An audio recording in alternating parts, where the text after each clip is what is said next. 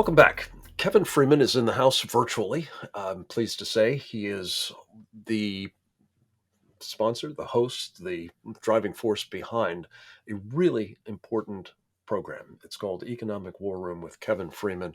I'm very proud of both the content of those programs, and I've been privileged to be on them a number of times myself, but also the battle plans that Kevin and his team put together for each program. They're indispensable. They really take the important insights and teaching that he does in the course of the show and help you operationalize what you've learned and hopefully be better equipped to deal with some of the economic warfare challenges we're facing as a country.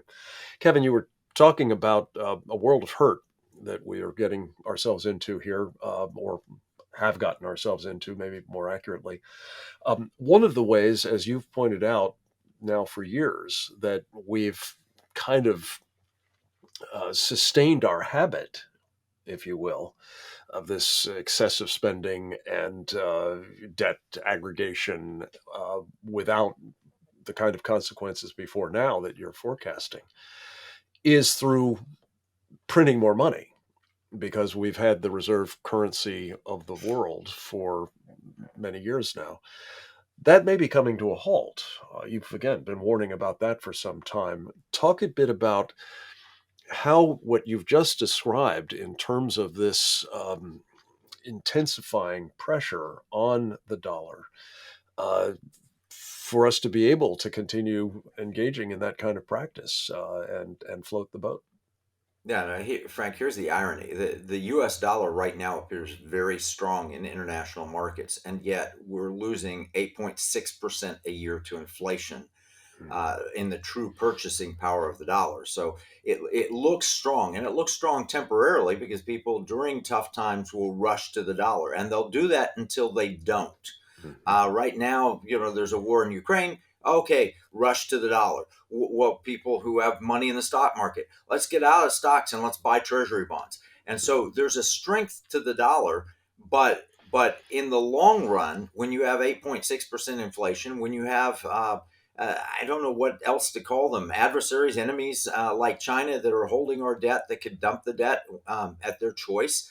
When you have the need to borrow continuously an extra $1 trillion or 2 trillion or 3 trillion in a hyperinflation or 5 trillion a year for a federal government that's spending more than it's taking in, you have pressures long term on the dollar. And what happens if we lose that reserve currency status? The only reason that the United States is able to hold up at this moment with our spending patterns and inflation and everything else is because most people around the world, when they want to hold extra currency or cash, they'll want to put it in the US dollar.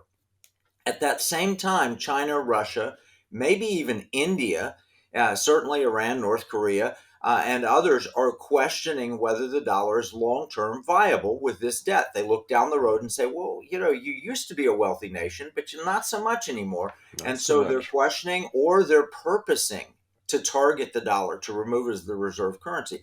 The effect of that would be devastating. We would have to live not like Americans, but like Venezuelans at Mhm. that point. Hyperinflation would destroy our economy. So this is a very significant subject. I don't think it's going to happen anytime immediately soon, but it is certainly on the minds of many of our adversaries, enemies, people around the world saying, can the dollar remain the place we put our extra money? And if it's not the place we put our extra money, the implications are dire because Yeah. we've got to immediately begin to change some of our policies. Kevin, you've referred several times to the Chinese as our unlikely benefactors in all of this, holding a large percentage of our debt, um, you know, perhaps being willing to buy more of it, despite the fact that hostilities with China seem not out of the question by any means. Um, just can you give us a rough order of magnitude what we would wind up paying the Chinese more if we wind up having to, cover the costs of all of this debt at a higher interest rate? would this be yet another an enormous financial windfall for China under these circumstances? Well, China, when we began talking, Frank, 15 years ago or whatever, China held about $1 trillion of our debt. And most recently, they hold about $1 trillion of our debt. They've not actually not increased. They've as a percentage of our overall debt, because we went from having, when the Bush administration ended, it was about 10 trillion. Today, it's about 30 trillion. So they own 10%, and now they own about 3%. Hmm. They will get a windfall if interest rates on $1 trillion are at a 2% rate, like they were recently. That we're paying them about 20 billion a year for that.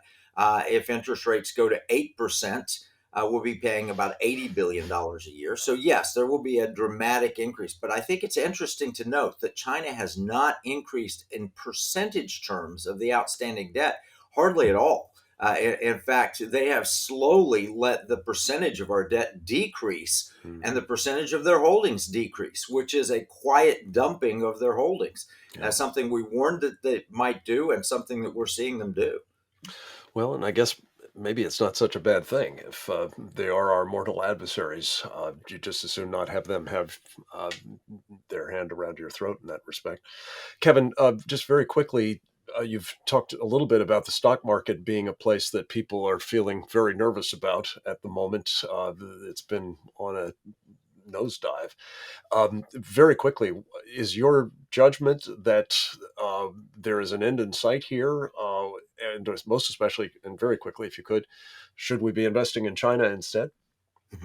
No, we should not be investing in China. I believe that they may be our mortal enemy, and therefore we shouldn't. In the U.S., if we change policies, if we get pro growth policies, if we reduce the size of government relative to the size of private industry, if we get people patriotic and feeling good about America again, it would be a great buying opportunity. I never count out the United States of America.